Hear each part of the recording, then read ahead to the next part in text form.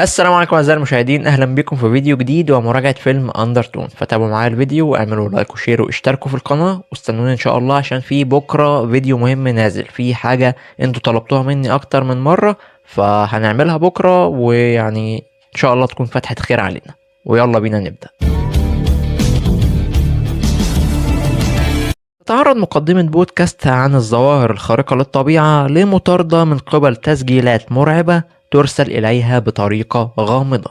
ونتكلم عن القصة والسيناريو. الفيلم قدم قصته بشكل كويس وبشكل مميز، ويعني لعب على الحتة بتاعت أغاني الأطفال اللي ممكن يبقى ليها كذا معنى، وليها معنى الأطفال اللي بيحبوه وممكن يبقى ليها معنى مظلم. وكمان حاول يستغل أساطير قديمة وحاجات من الديانة المسيحية، فقدر إن هو يمهد للعالم بتاعه بشكل كويس، ويعني ايه اللي هو يخليك عندك استعداد للي جاي، وان هو هيقدم شيء مرعب. ولكن للاسف الحلو ما يكملش. انا بقيت حاسس باقي احداث الفيلم ان انا بشحت منه الاحداث. انا شويه هبوس ايد المخرج علشان يحط لي احداث اتفرج عليها. رتم بطيء جدا، مع ان مده الفيلم ساعه ونص. احداث مش موجوده اساسا، وانت قاعد اللي هو يا جماعه اعملوا اي حاجه، تلاقي مفيش اي حاجه بتتعمل. وللأسف مدة الفيلم كبيرة جدا. الفيلم كان فيه خطوط ياما ممكن يتوغل فيها ويعمل لنا قصة محبوكة بشكل تكون أفضل من اللي كان موجود فيه، ولكن هو حاول قدر الإمكان إن هو يعمل لك أجواء مرعبة.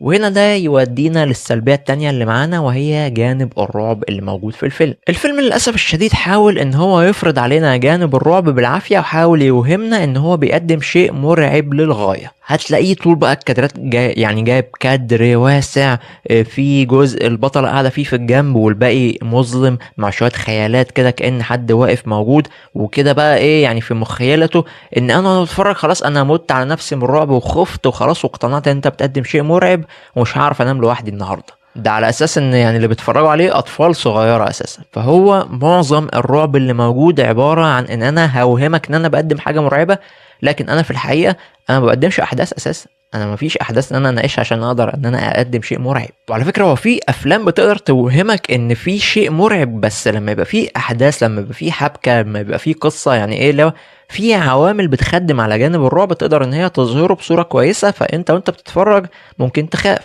لكن هنا مفيش اي حاجه، مفيش احداث اساسا. هو ممشيك برتم بطيء خالص واحداث بسيطه جدا، وعمال بس يعمل شغل اخراجي. قال يعني كده ايه هو بيقدم بقى رعب فريد من نوعه. اصلا المشكله ان الفيلم يعني لو جيت تبص على البوستر بتاعه هتلاقي مكتوب ان هو يعني اكتر فيلم مخيف انت هتسمعه. ده طبعا كنايه على التسجيلات اللي موجوده في احداث الفيلم. فاصلا لا التسجيلات مرعبه ولا الفيلم ذات نفسه مرعب، فانت برضو بتحاول توهمني بالرعب. يعني عايز تعيشني اللي هو خاف بالعافيه. انا مش هخاف بالعافيه، يعني اعمل لي جانب رعب محترم. انا هحب الفيلم وهشيد بيه وهقول ان هو فعلا قدم جانب رعب كويس. لكن الكلام ده ما حصلش في الفيلم هنا على الاطلاق. وده يودينا للكلام عن الاخراج. الكاتب هنا والمخرج هما نفس الشخص، فنقدر ان احنا نتكلم عن الاخراج مع جزئيه الكتابه عادي. هنا طبعا المخرج وقع في فخ ان هو عايز يقدم شيء مرعب وشيء غامض، عايز يوهمنا بحالة الرعب فيقدم لنا شيء مرعب فاحنا نخاف، والكلام ده ما حصلش واتكلمنا عنه بالتفصيل من شوية. فالفيلم على المستوى الإخراجي، على المستوى البصري، يعني هو كان جيد، ولكن الشغل الإخراجي اللي هو عمله كان في الفاضي من غير أجزاء في القصة تقدر تخدم عليه وتبروزه بشكل كويس. فعلى مستوى الإخراج والله تحس إن كان في يعني في فكرة. هو عموما الفيلم أنت هتخلصه هتحس هو في فكرة، الفيلم بيحاول يقدم فعلا حاجة، ولكن الحاجة دي كانت فاشلة تماما. طبعا على مستوى الأداء التمثيلي مش هقدر أحكم عليه، لأن احنا معانا بطلة واحدة أصلا طول أحداث الفيلم، ويعني اللي هو مفيش تحديات تمثيلية فظيعة. يعني مفيش حاجة ان احنا نقدر نقول ان هي عملت اداء تمثيلي حلو ولا اداء تمثيلي وحش. هي كانت عادية، لان التركيز كله اصلا ما كانش معاها. يعني شوف هو ايه، مع ان هي بطلة الفيلم الاساسية معانا، ولكن التركيز كله مش موجود معاها، بل موجود مع الدنيا اللي حواليها المفروض ان بيحصل فيها حاجات غلط.